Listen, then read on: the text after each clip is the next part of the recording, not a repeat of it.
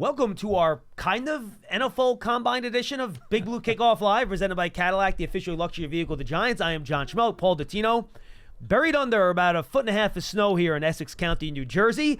But we hope to be out on what is today, Tuesday? Tuesday night, and we'll be there for Wednesday, Thursday, Friday.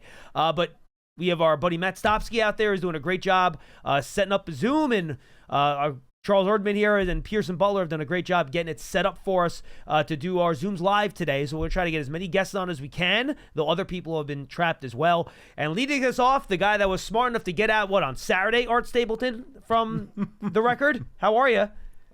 What's up, guys? Yeah, Sunday morning, but leaving the house at 5:30 a.m. to go to Detroit to get to Indianapolis. But we are here at the Combine and keeping your seats warm for when you guys get here for tomorrow. Yes, and we appreciate you joining us. So we were not there to watch Joe Schoen at the podium. You were kind enough to send us audio about what he said off the podium, Art. So give me a thumbnail sketch of what Joe Schoen said to the media today at 10 a.m.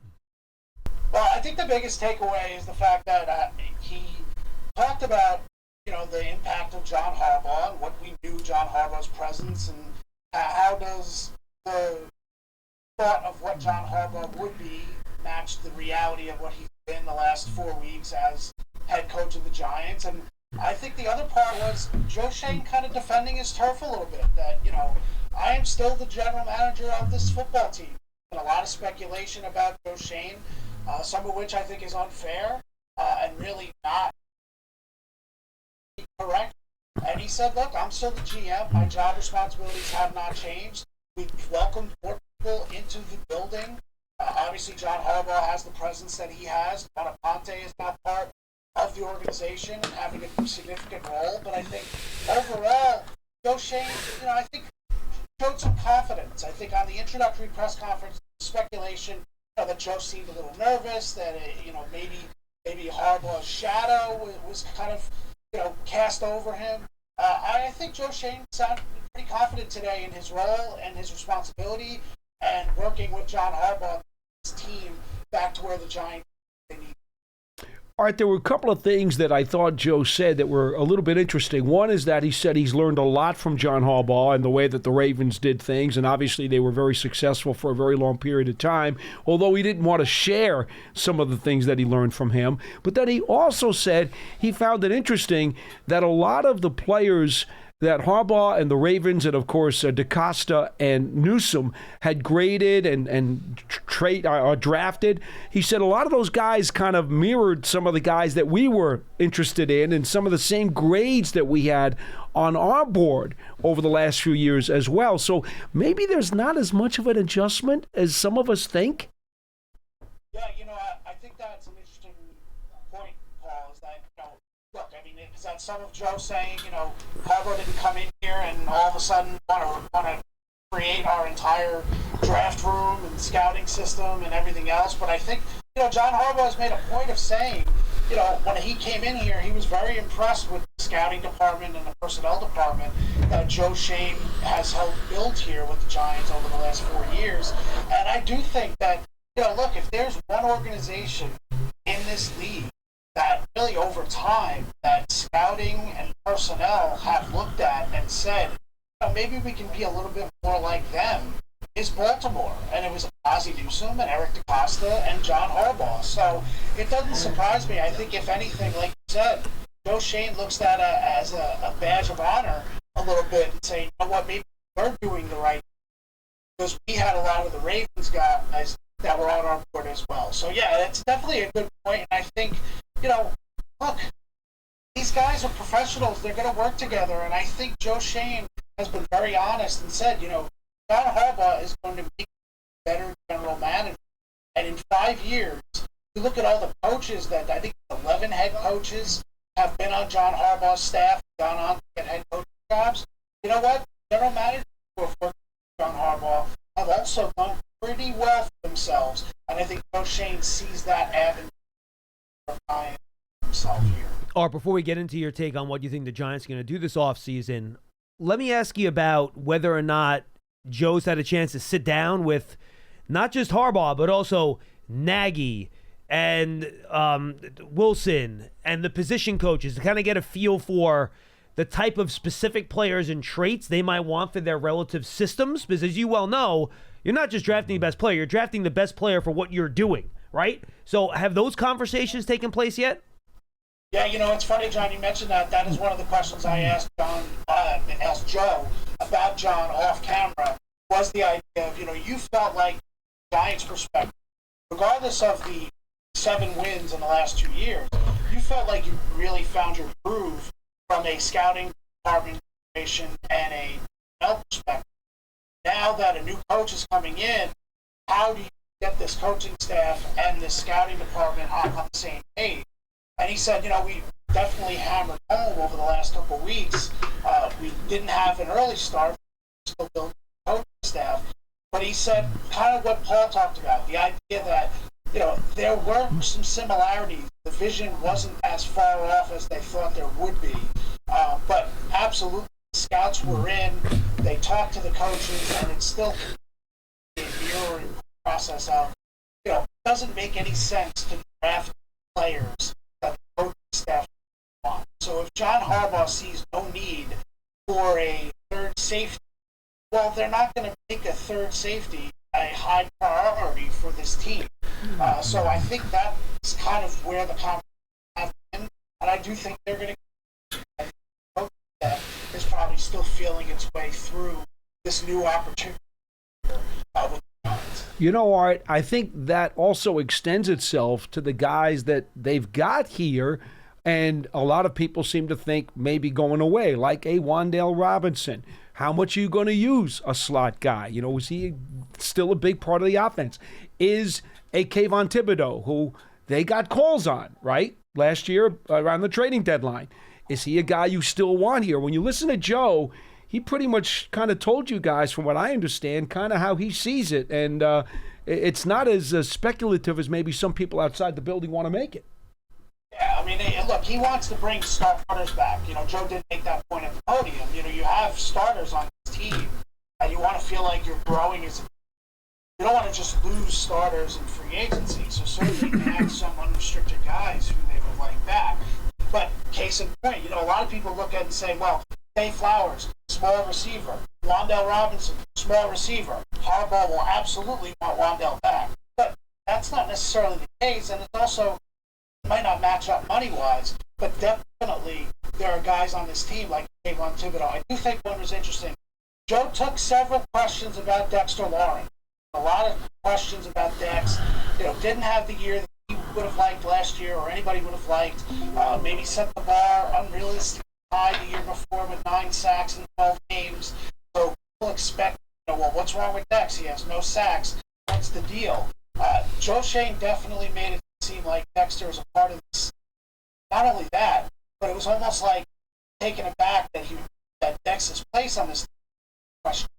I'd say the opposite for Kayvon. Everybody here, and that would go for Kayvon included.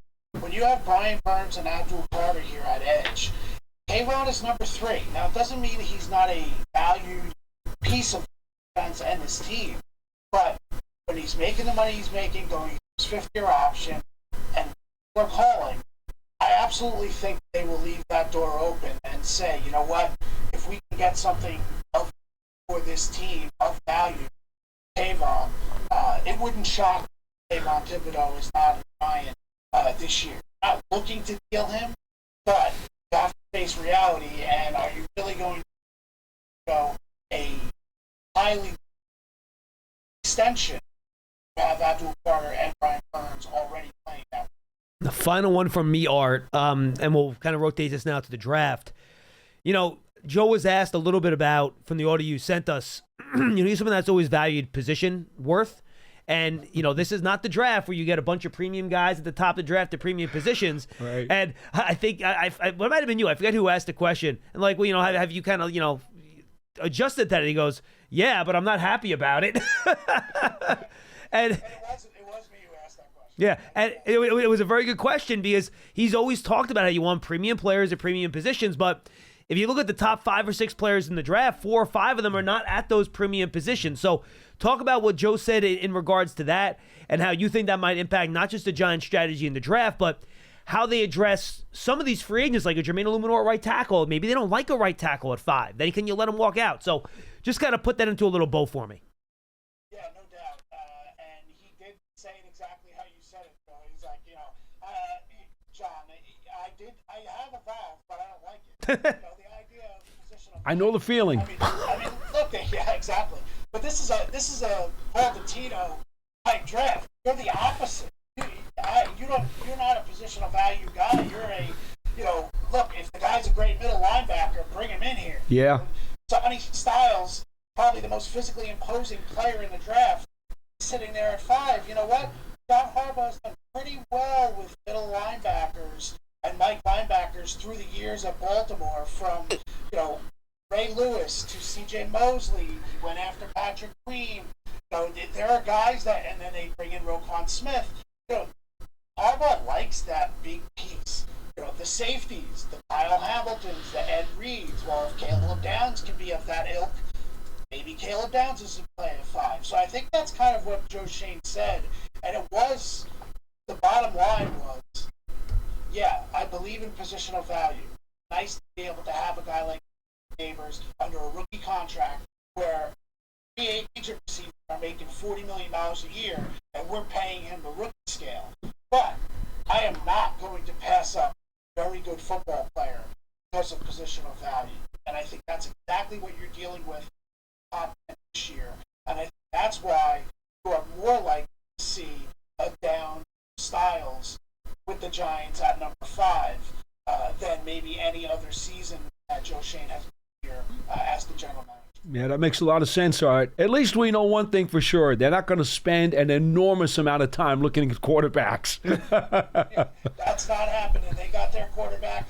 And I got to tell you guys, when you get out of here to Indy, Jackson Dart is everywhere. They got murals. You know how they have murals from the combine? Sure. Up all over the place. Jackson Dart is almost like featured guest of the combine from last year's class, which is amazing. It seems like the combine knew what kind of rookie season Jackson Dart did.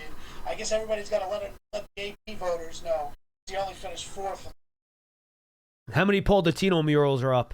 I think there's one in the lobby of the Marriott out here that I saw, but it's the old school Dottino, not new school Dottino. There you go. All right, I like it. Art, hopefully we'll see you tonight, and we can hang out a little bit in Indy. It'll be fun.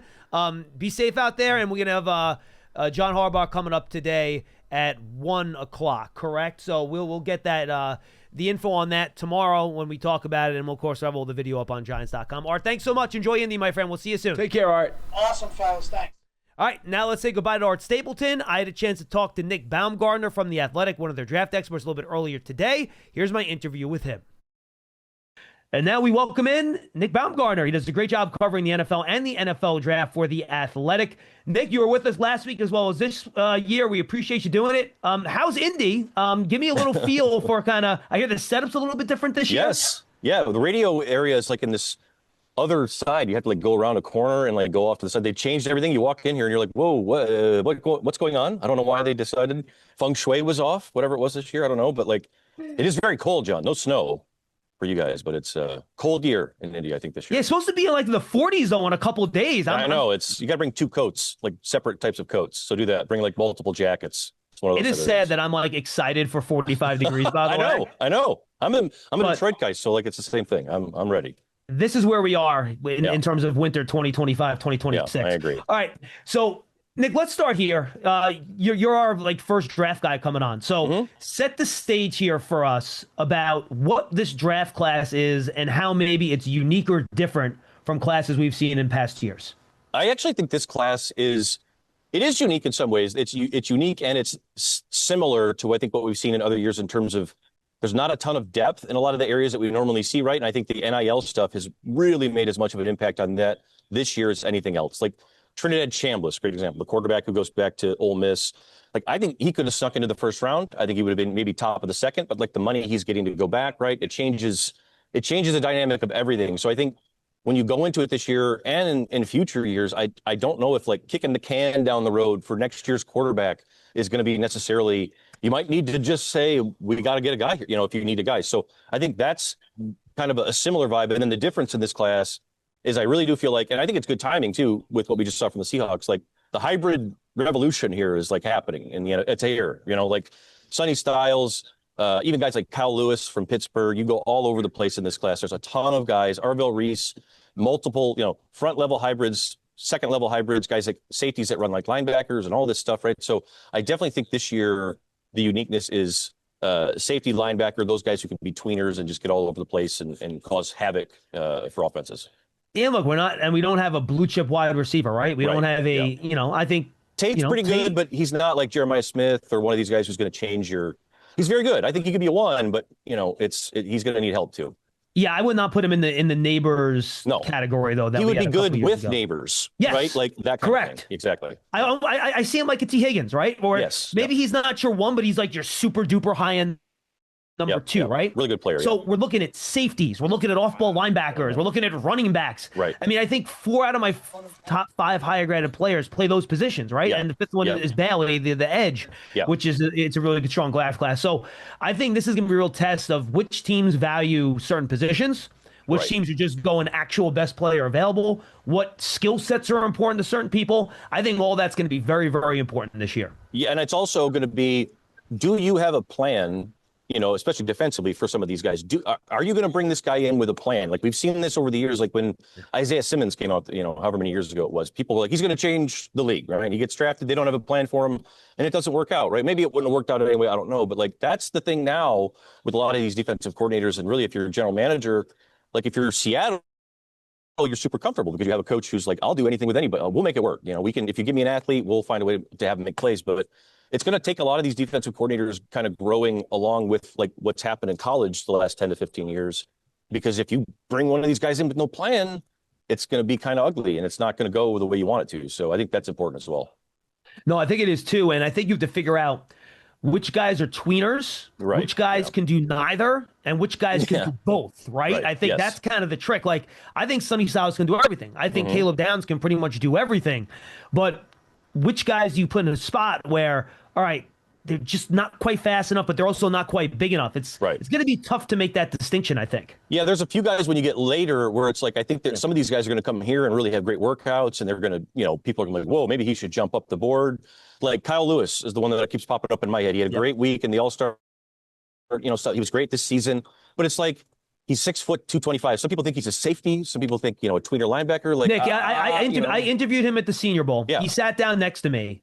He's built. He's like smaller than what Landon Collins was when the Giants drafted him to play safety. It was crazy. They just brought somebody over and they didn't tell me who it was. He sat down and I assumed it was a DB until the guy whispered in my ear, "Oh, this is Kyle Lewis, linebacker." I'm like, linebacker? Yeah, really? Exactly. Yeah. What are we doing here? So it's like, that is. I worry about some of that stuff, maybe like if there becomes a trend and people just fall in love with some of these athletes and they overdraft them, and it's like, we don't have a plan for this. Like, we don't know what to do, like all of a sudden. And it's like, okay, well, that's still like, a lot of coaches in the league right now are going to be fine with that. We just saw like Jesse Minter get hired by the Ravens. So I think a lot of the younger coaches that are forward thinking are going to be fine with it. But you see guys like Aaron Glenn with the Jets. I don't think he likes I don't think that's his thing. And it's going to have to be, so people are going to have to start evolving, I think, defensively as well. And by the way, then Kyle Lewis went on, played his ass off. He was amazing. He was unbelievable. He was so best good. Players there, yeah, right. He was unbelievable. All right, so Giants are picking at 5. Who are the guys, assuming Arvell Reese is off the board, let's assume he's going to be gone, right? Yeah. I'm not going to assume anyone else is going to be gone, because I don't think anyone has any idea what's going to happen after Mendoza and Reese go off the board, right? Who would you be looking at if you're a Giant fan sitting there hoping that he gets to me at 5, and how would you kind of stack that group that would be in that range for you? The one that I look at always for them, I feel like, is Caleb Downs. Is like, I'm like, do you need him? A lot of teams you could have this conversation with. How much would you need a guy like that? But like, I feel like a guy like Caleb Downs could come into your defense and just change. He helps change the culture. He helps elevate everything. He's the best player. For me, he's the best player in the class. I think he's pound for pound the best football player, smartest, most functional in all these different roles he can wear or fill. So I think he's probably the guy that I'd be like, that would be fascinating if we could get him down here, and he might be there. The other guy I look at too for them based on like a need would be like Cardinal Tate. I've looked at him for them. Maybe one of those linemen if you really like Spencer Fano or Maui Goa, although that might be a little high for one of them. But I go back to like Caleb Downs and even Sonny Styles, where you're like, you could do something unique here. You've got, and I know that it would make people like uncomfortable, right? Because it's like, you don't necessarily need this, but the Giants have a lot of really good, interesting young players, a lot of really good young talent. I think they're kind of on the come up. So those type of players, I think sometimes it doesn't necessarily scream need, but if it's a team that's on the rise, bringing in a great player, sometimes that's the secret sauce. So I don't know. They're a hard one for me because I do think that they're much closer to being ready as a roster than everybody else up there in the top 10. So they could go a couple different ways, I think. Maybe even and look, trade. the way John Harbaugh is operating in Baltimore, the Ravens always just sat there, waited for the best player to fall to them, and then they just picked him, right? And I wonder if that's an influence too, right? Do they trade down? Do they just play the board and get the best player that falls to them every time? Yeah. Yeah, and look, I was laughing because those are the same names I've been throwing out there too, and I'm on the exact same page, and I'm not even there yet. I don't know who I would pick if I had the choice of all those guys you talked about. I don't either. I agree. I'm not there yet. Would you didn't mention Mansour Delane. Would you have him close to that area as well? He is in my top 10. Yeah. He's below though for me. Styles, Downs, and Tate, but he's close, and he's ahead of the tackles for me, to be honest with you. Is he? Yeah. Yeah. How do you look at Delane? I like him a lot. I think he's a guy that I had a hard time like how high to put him. Like I definitely think at this point he's a top 15 guy. I've seen like Dane Brugler has him somewhere in the top 10 too, like 8 or 9, I think almost. So he's the best man coverage corner in the class. I don't know how dynamic, he'll be athletically and everything else. I don't know if that will scare people size-wise too. But like I've liked that guy for 2.5 years. He's been one of the best on ball, most disruptive, most confident. Like he was one of the only bright spots at LSU the entire season. But 5 for him, I don't know. That would be one where I'd almost be like, if you could find a way to get out of that, trade down, like that would be one maybe for the Giants if they could. I know everybody says that all the time, but it really does feel like they would be in a great situation to pull that off right now. Because that might be a little high for me, but I know he's top 10, I think, or right on the fringe. So, depends on if you like him a lot. All right, let's rapid fire the 3 Ohio State guys. If you had one concern about each of the 3 Ohio State players, Tate, Downs, and Styles, what would they be? For Tate, it would be, can you be a 1, right? Can you be the guy who we are not going to have a really good 2 necessarily opposite you? The quarterback might be not the best situation. We'll see. Can you be a guy who can carry the load? And I think this year he showed maybe more than we would have thought going in. So I think that's, interesting. That's the big question there. Styles, for me, it's still, are you strong enough, physically strong enough? He's lean to do all that stuff inside that's necessary. And then there's another, like he's had some wild, he's missed tackles in the past. Like he's still learning that position, the linebacker spot. It's only been like 2.5 years. So how much of a growth period are you going to need to see there? That would be that. And then with Caleb, man, the only thing I had with him is he's not real big, and he's not going to run like an amazing 40 or something. So if you're looking for like a physical monster or something, like he's not going to check those boxes. And I think Caleb's also a guy that you probably do have to have a plan for, to be fair. I think you need to have here's what we're going to do with you and all that sort of thing too. So the physical stuff for him, he's not Kyle Hamilton, mentally though he is. So like that's where I trade off with it.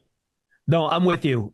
You talk about Tate there at 5, and the thing that I'm having trouble getting over is that in a normal year, that's not the type of receiver you pick at 5th overall, right? Yes. But I think he's a super safe player. I love watching him play. Ohio State wide receivers, all that. You feel great about it, right? Mm-hmm. Would you take into consideration the fact that this wide receiver class this year is very deep, and the Giants picked at 37?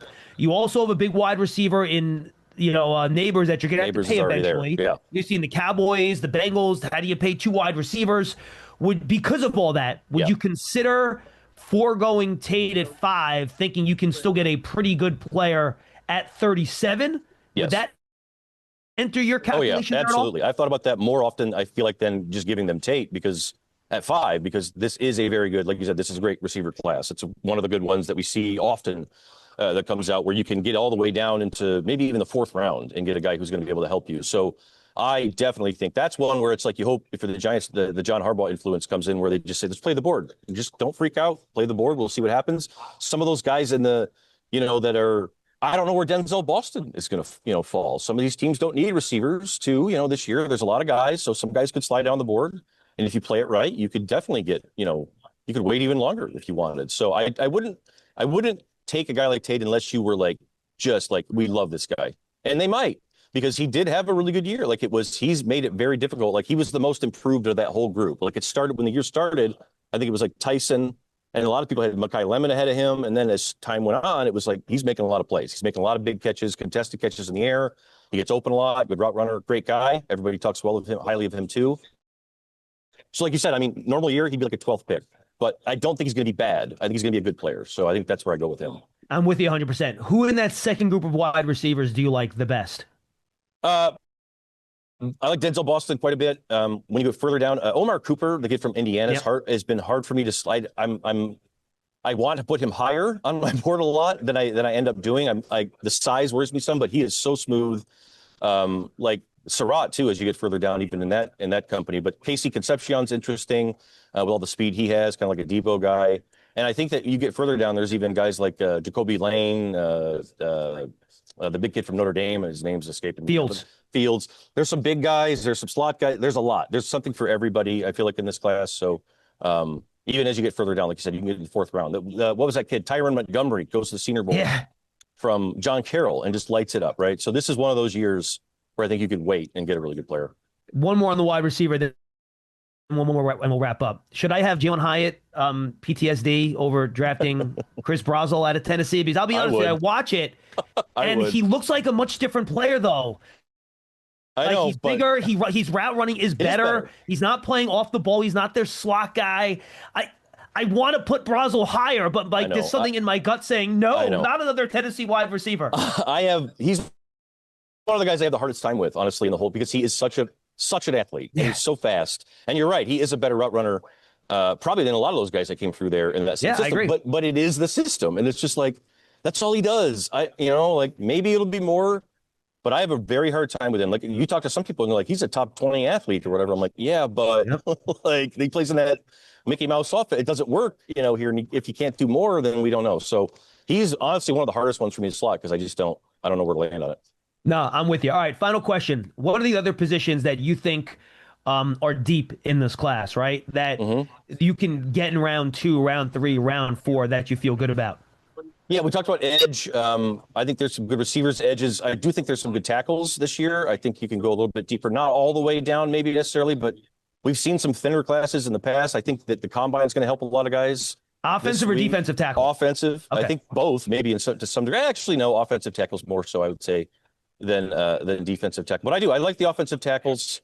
I like some of the interior guys too. I think that it's and tight end, I think would be the other one too. There's a lot of interesting tight ends as you go down the list. It's a well-rounded class, and I think that it's just not going to be super deep after like 150, and I think that that's kind of what we're going to see as time goes on here, with NIL and everything else. So it's solid. It's a solid group, right? I think that if you need, it's not like, well, it's a disaster. There's nothing here. There's something for everybody, I think, in this one. So I think it's a solid group overall. Nick, good stuff, man. Tell the folks that they can find all your great work. Yes, sir. Just on The Athletic or at Nick Baumgardner on any social, Twitter, whatever. Just shoot me out. Appreciate it, man. We're back here. We thank Nick Baumgardner from The Athletic for joining us. Now we welcome in from the NFL Combine in Indianapolis, the one and only Sam Monson from the Check the Mic podcast with Steve Palazzolo. Sam, what's going on, man? Good to see you.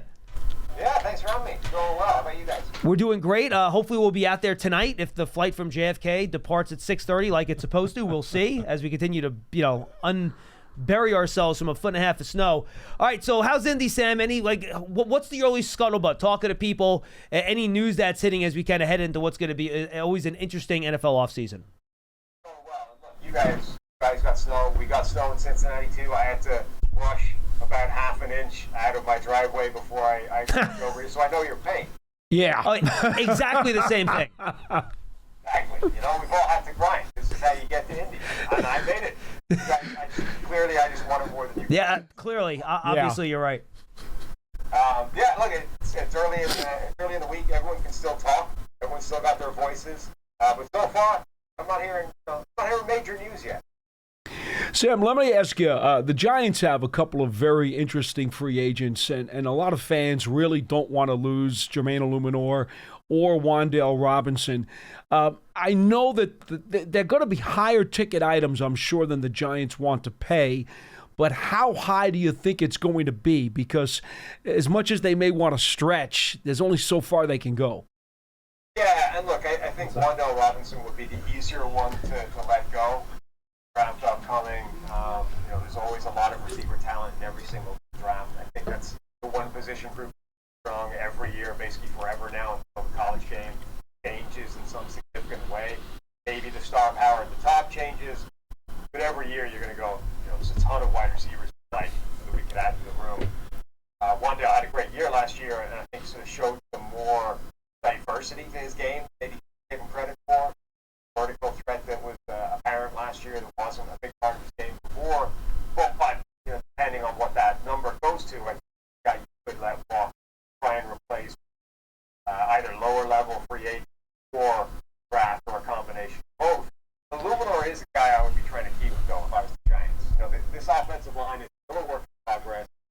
Not a great offensive lineman. Like scarcity is a bigger problem on the offensive line than it is for wide receivers. And it's a more risky prospect, I think, to try and find those guys lower down in the draft as well. So given that you've got a guy who did have invested in previously, who did play well, coming off trying to keep hold of him unless the number gets astronomical, I think I would be guessing it. What do you think are the big triggers this NFL offseason, Sam? Last year we had the Matthew Stafford thing, right? No one did anything till we knew about Stafford. What do you think the big trigger moves are this offseason when you get to free agency that teams will be waiting to see what happens before they can kind of move on with their plans? I mean, I think Malik Willis is the big domino to fall. The one sort of clean second contract type of this prime quarterback. Obviously, the red flag or the unknown with him is sample size. Haven't seen him play at a high level for a long period of time, or for a big sample size, both in just total absolute terms, but also within games. Like, he played very well in games for Green Bay, but they've never needed him to throw the ball, 35, 40 times a game. That, a team's going to need that. If it brings him in, they're going to need to know that he's a high volume passer within a single game as well. Even if that's not going to be the default game plan, you're going to want to lean into his running ability and have him as a scrambling threat. Mm-hmm. At some point, you're going to need him to throw the ball 40 times a game, and we don't know if he can do that at a high level. But the guy that everyone who needs a quarterback has got to be looking for, I think, and he'd be our long starter. After that, Kyler Murray, pressing domino, the kind of trade candidate guys, Kyler Murray, Mac Jones from San Francisco as well, and then you get into the second draft conversation. At this point, it looks as though Pitts and Pickens would be the most likely tagged players as we are running out of time now for the taggy day expiration date. Do you sense that there'll be a third or fourth guy, or is it probably going to hold at those two? I think those are definitely the most obvious ones. I think maybe one of the running backs would be an option to tag. Kenneth Walker, I think they'll probably let him go. Breece Hall, Jets are theoretically open to all possible ways of keeping him around. And the franchise tag would be one of those, I would assume, with a view to trying to get him done on a long-term contract. But potentially Breece Hall could get tagged as well. Yeah, I think that'll be interesting. I'm with you on that. When you take a look at this draft class, Sam, and obviously this is not your typical one where you get a bunch of premium players at premium positions at the top. There's a lot of free agent money out there. I don't think it's a particularly great free agency class. Is this going to be one of those years where some teams taking lessons from, the Patriots, they turned it around. They spent $200 million to guaranteed money. They went to the Super Bowl. Are we going to see a lot of moves this offseason that teams in a year or two might be like, dude, what the hell were we thinking? Yeah, but the cap keeps going up. That's true, too. The cap's only heading in one direction, and every year new cap gets announced, and it's even bigger than it was before. So very quickly, the big money you spend in free agency doesn't look like big money anymore. Why? I think there's a more compelling case than ever that in this world of free agent are not as strong as they were. Like the one or two players end up. I think there's an argument, quote unquote, overpay those guys, right? Look at Milton Williams last year, right? The Panthers were in for him. They really wanted Milton Williams. He would have made a massive difference to that defensive line, but they drew a financial line in the sand and they said Milton Williams is not worth more than this sum of money, and if bidding goes higher than that, we're out, right? And the bidding did go higher than that. The Patriots were willing to go there. And Milton Williams was a difference maker for that team. And even, he got hurt for some time, but when he came back, immediate difference maker for that defense.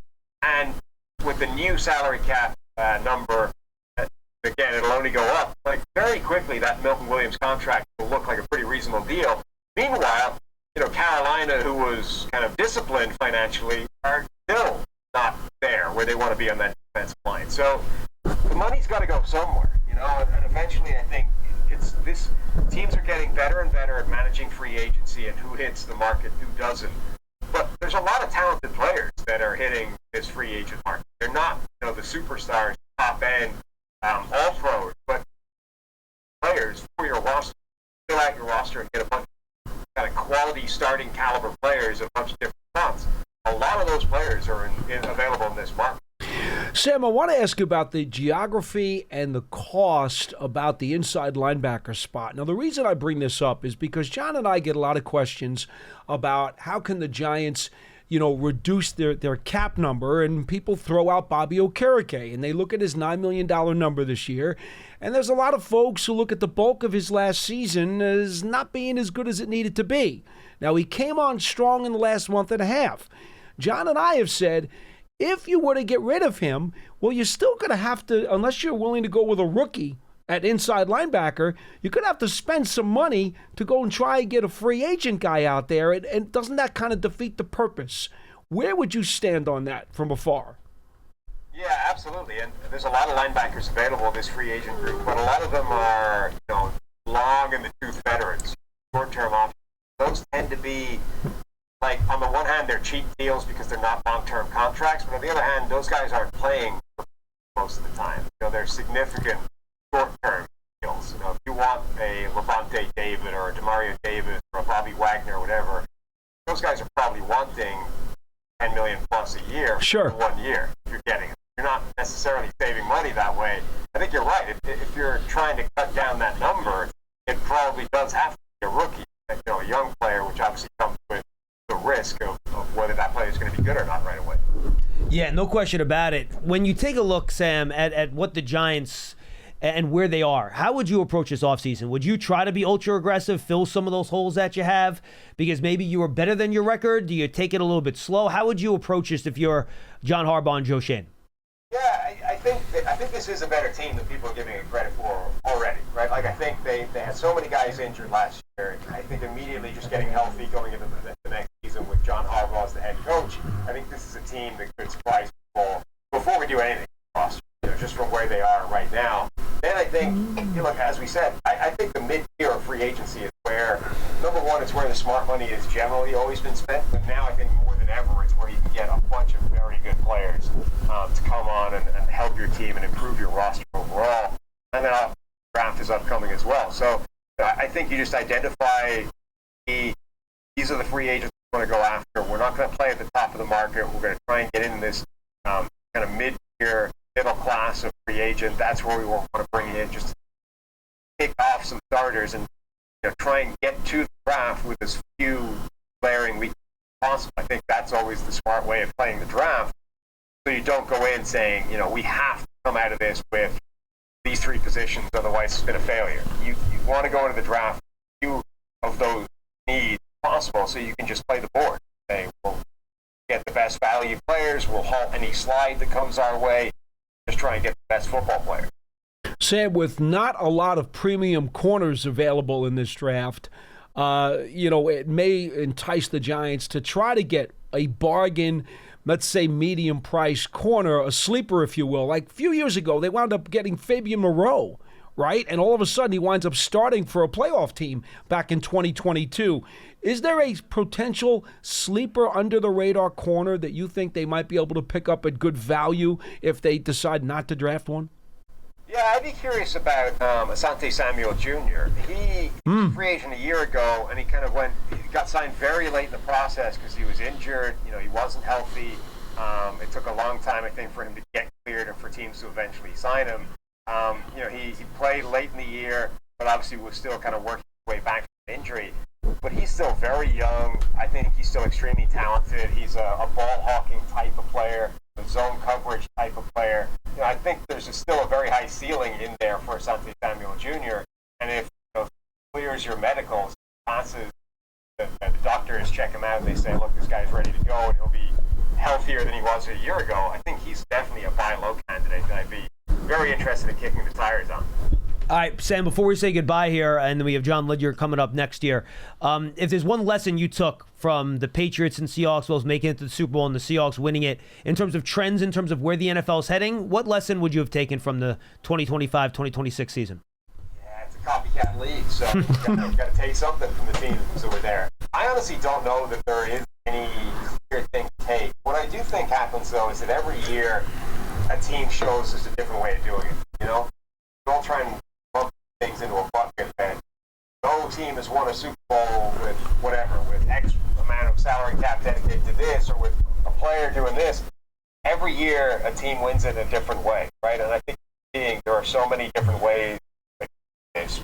Obviously, things you need quarterback playing at a certain level, you need a defense that's not a liability, special teams unit that's not going to give up a punt return touchdown every game. But as long as you have a baseline of all those things, I think everything else can be arranged in a variety of different ways, and you still get the same results. And I think that's what you're seeing. The Seahawks team is a very different team to the Patriots team, and those were the two sides that ended up making it all the way. Sam, good stuff, my friend. We appreciate the time. Hopefully we'll see you in Indy tomorrow, and enjoy the rest of the Combine, buddy. Thanks, Sam. No problem. Good luck, guys. Sam Monson from the NFL Combine in Indianapolis. We thank him for joining us right here on Big Blue Kickoff Live. We're going to have Jon Ledyard join us in just a bit. Sam, appreciate it, man. You're good to go. You can bail. You don't have to wait. You're clear. Thank you. I appreciate it, man. And again, we want to thank our crew here for kind of just getting this on and getting us going here. Really nice job getting this thing up and rolling as we roll on our guests here. And Paul, we're going to talk some draft here. Your takeaway so far from kind of what we've heard? Well, I think it's pretty clear that a lot of what we've talked about on this program over the last 2 or 3 weeks seems to be a lot of the same vibe that's coming out of Indianapolis today. In the first day of the Combine, I don't necessarily know that we're going to get hit with many surprises if and when we finally get out there, John. It looks like we've kind of sized a lot of this stuff up the way it seems to go with the majority of folks who are out there already. No, I agree with you. I think that's exactly what we're looking at. I'm with you 100%. All right, now we go back to the NFL Combine in Indianapolis. We're going to welcome in our buddy Jon Ledyard, who joined us a bunch. He kind of left the business, and now he just couldn't stay away, so he came back. But Jon, it's good to have you back, man. How you been? Long time no see, brother. I'm doing great, guys. I appreciate you guys having me on. I literally came back so I could do our annual Combine chat. So there you go. You guys are the reason for the decision. So before we start, where can people find all your great work, man? Yeah, right now. So the last couple of years, I do work part-time in the industry still, but I run my own website called Audibles and Analytics. I have a couple of different podcasts on there, an NFL podcast that goes during the NFL season, and then we go draft pretty heavy, like a positional group each week, Ollie Connolly of the Read Optional and myself. So we do all that kind of stuff over there. I've got scouting reports galore going up over there. I've got articles on teams going up over there. So that's Audibles and Analytics on Substack is where you can find all my work. That's awesome here, Jon. Give me a 20,000 foot view of what the Giants would be staring at pick number 5 here in this draft, and kind of what makes this draft class unique. Well, it's unique in that there probably aren't that many players that you would say, oh, I love them at number 5, and if we moved down, it would be a disaster for us. So there's options on the table. Now, the unique part about it is in a normal draft, or if you were just looking at it and taking how other teams might draft out of it, you would just say, well, they're not going to be a top. There's only like 3 or 4 players in this class. There probably won't be anybody there at number 5, so we should trade down. The tricky part is Arvell Reese and Caleb Downs, in the minds of some people, I don't adhere to this, but in the minds of some people, they don't play premium positions. And so perhaps there is a chance that they would be there at 5. And to me, those are probably your 2 best players in the class, positional, conversation aside. I think both perfect for today's NFL as well, and both fit what I think would be pretty big needs for the Giants. Now it'll be interesting with Andrew Phillips there, how he and Downs would work, because I do think Downs is at his best playing close to the line of scrimmage, but I think that's something they can absolutely make work. in their system, either whether it's at safety or at nickel or some combination of all of it. Having did the Seahawks teach us anything? Like, having versatility and depth in your secondary matters so much. And to get two guys like Downs and Phillips that is versatile like that in your defense, I mean, it does give me different physical statures, but the Eamon Devin Witherspoon vibe, of what was successful in Seattle. And then to me, Arvell Reese is probably the best player in the class. I think he's just unbelievably talented off-ball linebacker. Maybe you could develop him at edge defender. I'm not really that interested in that compared to probably how some other people out there feel that way. I think he's already ready to go as an off-ball linebacker. And then what you can do with him on long and late downs and situational football is only adds icing to it, the cake. I think so. To me, all of that is like, those are two pieces that would just be like sprint to the podium, add them to this group with the talent they already have on defense, make that unit like as talented as any group in the league if they get somebody like that, I think. But I think that it remains to be seen if those guys are there, and if they're not, then I think I would consider trading down. Okay, John, I'm going to have to throw you a knuckleball here now because we know free agency comes before the draft. The Giants don't know if they're going to be able to retain Jermaine Illuminor. And I know they have Marcus Bowe sitting behind him, but that's still a little bit of a question. And Greg Van Roten, who knows? He may decide to retire. He's been doing this a long time. So if all of a sudden you've got two potential holes on your offensive line, in what world could you possibly push up one of those two, maybe top 10, top 15 offensive linemen and consider taking one at 5? Yeah, it's so tricky because there are really, in my opinion, and I only thought Membu was this way last year, but in my opinion, there really isn't a tackle that's worthy of that kind of a consideration in the draft. Mm-hmm. And so if you're the Giants, you would love to be able to move down and then land your top tackle. It's just really hard to do because even though everybody kind of agrees it's not a great tackle class, the position's so valuable to teams that they'll draft one high. So you just have to be careful if you move down. Who's interested right behind you? Are they going to take one? There might only be one I like. And so how can I guarantee that guy will still be on the board if I move down? So in a perfect world, you move down a couple spots, you still get the guy you want. You think back to, was it 6 years ago or so now, where Tristan Wirfs is like the third tackle off the board or fourth tackle off the board, a fourth one at that point. And the Bucs, he was their top tackle, and they have to jump up one spot to get him. But, that's that kind of thing where, like, does the guy you really like slide for some reason? And so I think Spencer Fano is like one of the most talented guys in the class. But, man, to take him that high, he's in this super run-centric offense, and now he's got to go back to the NFL world, right? And it's going to be different for sure. Now maybe the Giants would fit him better than some other places, I think, but it's still it's a big learning curve to go into a drop back world in the NFL from that Utah offense. So everybody's going to come with their questions. The tackle, you just want to be really careful. I think can you mitigate the risk some by moving back a little bit, getting yourself another pick, another bite at the apple somewhere else in the draft, and then take the risk on the tackle? That would be ideal if you can pull it off. The three other guys that I would consider at that spot, John, and I'm with you. I and Reese, along with Jeremiah Love. I wouldn't pick a running back that high, but I have him in that kind of like separate upper tier in this class. And then the next group, I kind of have Styles, Tate, and Delane pretty close together. I have them in front of both tackles that you just talked about. Your thoughts on those three? How would you stack them, and what's your thought process in debating if one of those three might be worth the value at 5? Delane is extremely good player. Like, just right now, you can argue about upside and some of those sorts of things with him, but I think he's a really good player right now. Definitely a player I'd consider. I think the question for me at corner is just like, how valuable is there? A big gap between him and the next guy? I don't know that there is, and so maybe you would feel like trading down would be the right move again there. I think Carnell Tate is a really talented, solid player. I don't know if I would say he's anything special, but this class, there's a shortage of those, and so, if Tyson is going to be out of consideration because of some of the injury stuff, which I totally understand. If that is the case, I don't have any insight there. We'll see. That'll be big for him this week, obviously. But if Jordan Tyson's going to be out of that range, then maybe you do feel like, okay, yeah, it's a 1 or 2, at least in this range of the draft, receiver class at the top. We want to make sure we can get our guy. And so maybe that would be a reason to take Tato. I think it's pretty safe prospect in this class. Sonny Styles is unbelievable to me. I think he's going to be easily a top 10 player in the class. perhaps even you could say top 5. I'm not all the way through scouting everybody yet, but his tape is just about as solid as it gets. And he's not even playing the position that long, but at his size and his strength, and he doesn't even rely that much on athleticism to be successful right now in the NFL or in college football. So, talk about a guy who's battle tested and been there, done it against great competition, had his best game, one of the best games I've seen from a prospect against Indiana. Like he really did it all on tape. And so he would be a guy that I would be ecstatic to add as well. And some people would say, oh, trade down, that kind of stuff.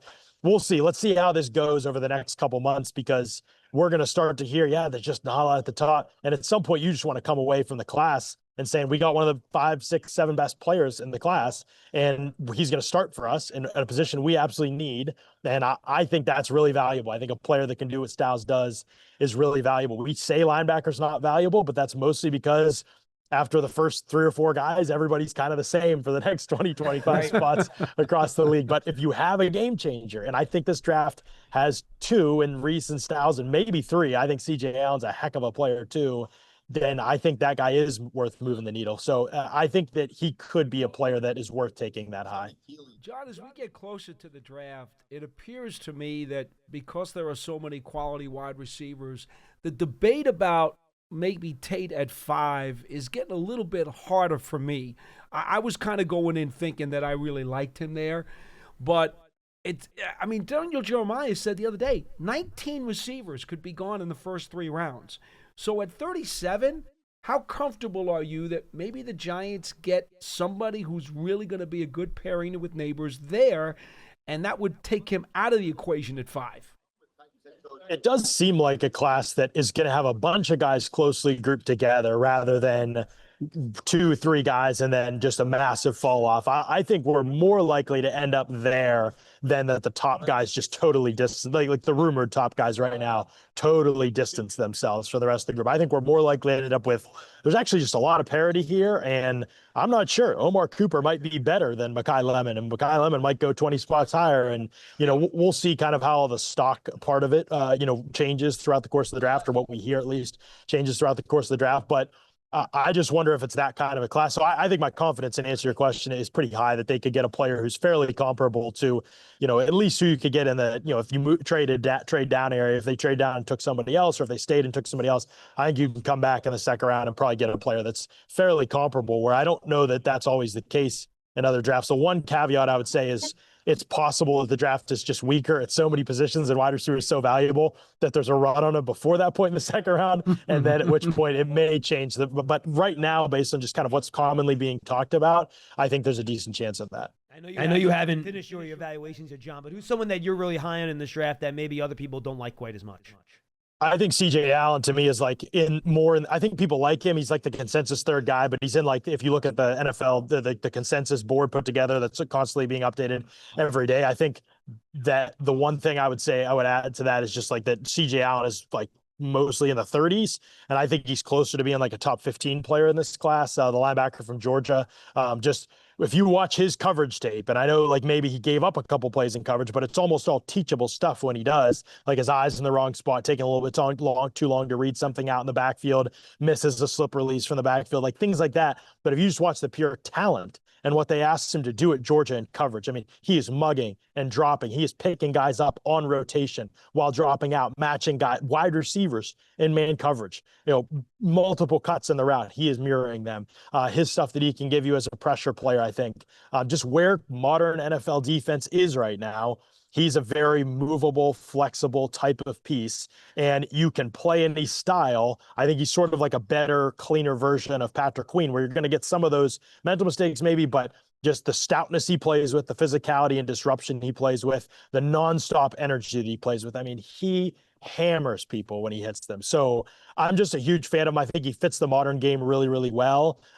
This will be a big week for him. He's not going to be as big as some of the, you're going to compare him to Styles and Reese, who are like 6'5", 6'4" at linebacker. Like, it's like those guys are freaks. But I think Allen, just how he fits in the modern game is really, really good. And so I would say he's a guy that I think could get some more love as the process moves along. John, who's the guy coming into this combine that you absolutely have to closely keep an eye on and get a microscope on because you liked him a lot and then maybe during the Shrine or the Senior Bowl, they kind of fell off, and it was like a disappointment to you, and they've got a rebound this week?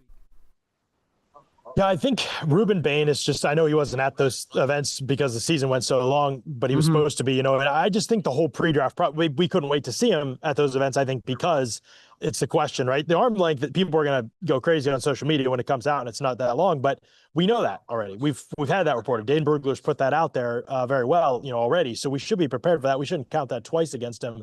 But I think athletically, when you're an outlier in terms of your physical build, like your length, some of those things at this position, it just really, really matters how you test, right? When you watch how Ruben Bain wins, he can win with power, sure, but it's like a changeup for him. He's a high side rusher. He has to get off the ball and he has to be able to bend and dip under people.